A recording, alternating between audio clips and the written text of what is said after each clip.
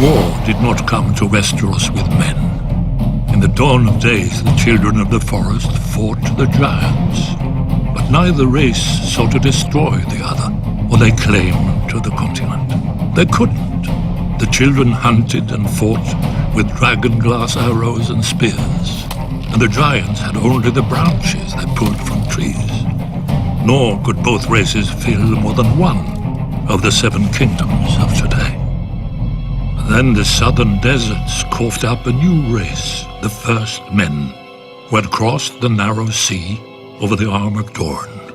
Unlike the children and giants, the first men lived in huts and villages and farmed the land to eat. And there were so many.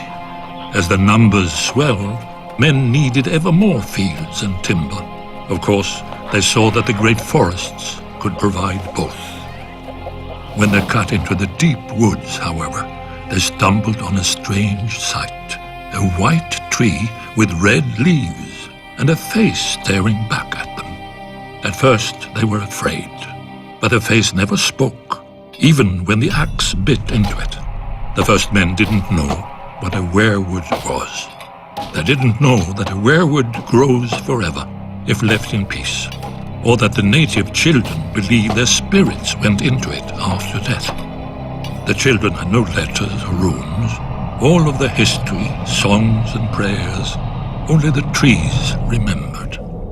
When the children looked at the cleared fields, they saw not white stumps, but their ancestors now lost forever, with their bones stolen to line the invaders' walls. Driven mad by grief, the children attacked. The first men had never seen a weirwood, but the children had never seen bronze. Their dragon-glass arrows glanced off the first men's shields, and their armor of woven bark split beneath the first men's swords. As the war raged, the children resorted to the one advantage they had, the magic of their old gods. Their green seers enlisted dire wolves and snow bears, cave lions and eagles, mammoths and serpents. In return, the first men cut down and burned every weirwood they could find, fearing that the children would spy on them through the faces in the trees. The children became desperate.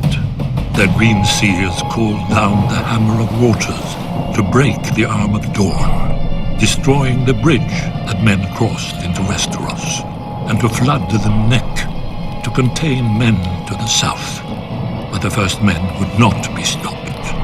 Fearing extinction, the children combined their powers for one last spell that would save their people and their land from the invaders. By themselves, the children were too few to resist the onslaught. But if they could turn men's numbers against them? After hundreds of years and untold death and destruction, the wisest heads of the children and the first men finally prevailed. The children couldn't win this war, and the first men didn't want to win, fearing the cost of victory. Heroes and rulers on both sides met upon an isle in the God's Eye to form the pact. The children gave up all the lands of Westeros, save for the deep forests, and the first men swore that they would no longer cut down the weirwoods. Thus ended the Dawn Age and began the Age of Heroes. Yet after the dawn must come the night. The great evil that the children unleashed in the war returned centuries later, and only an alliance between the children and men defeated it. Now it comes again, when the children are a shadow of what they were, and men have long forgotten.